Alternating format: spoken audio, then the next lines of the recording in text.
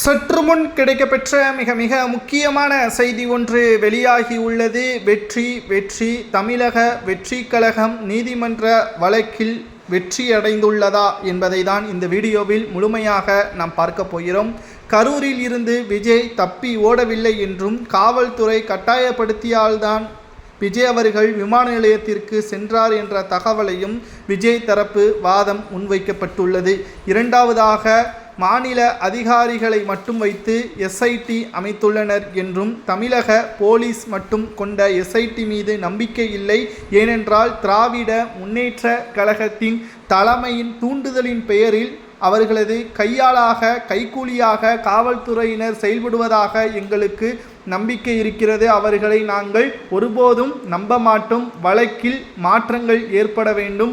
நீதிபதி இதனை முன்வந்து நிச்சயமாக பாதிக்கப்பட்ட குடும்பத்தினர்களுக்கு நீதி வழங்க வேண்டும் என்றால் அதன் உண்மைத்தன்மையை ஆராய்ந்த பிறகு இந்த வழக்கை விசாரணை செய்ய வேண்டும் என்று தாவேகாவின் தரப்பினரிடம் இருந்து கொடுக்கப்பட்டுள்ள மிக முக்கியமான வாதமாக பார்க்கப்படுகிறது.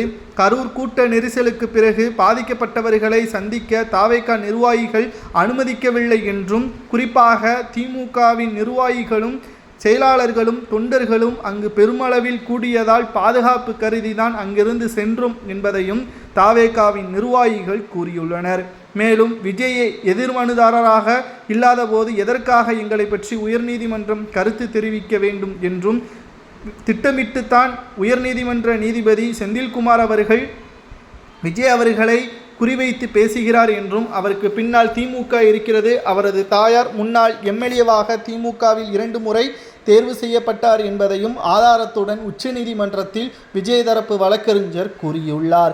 இதனை பரிசீலனை செய்து இந்த வழக்கை தேதி குறிப்பிடாமல் உச்சநீதிமன்றம் ஒத்திவைத்துள்ளது.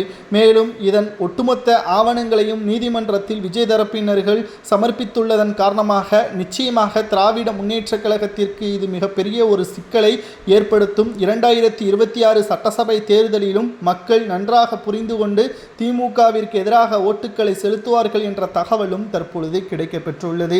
2026 சட்டசபை தேர்தலுக்கு முன்பாக உச்சநீதிமன்றத்தின் தீர்ப்பு திமுகவிற்கு எதிராக சிபிஐ துறையினர் இந்த வழக்கை விசாரணை செய்ய வேண்டும் என்று தீர்ப்பு வழங்கப்பட்டால் விஜய் அவர்களுக்கு கிடைத்த முதல் வெற்றி என்ற தகவலையும் நம்மால் பார்க்க முடியும். பொறுத்திருந்து பார்க்கலாம். கரூர் சம்பவத்திற்கு பின்னால் திமுக இருக்கிறதா அல்லது இது இயற்கையாகவே நடந்த விபத்தா என்பதை விசாரணை முடிவிற்கு பிறகுதான் தெரிய வரும். இதை பற்றி உங்களது கருத்துக்களை மறக்காம கமெண்ட் வாயிலாக கூறுங்கள்.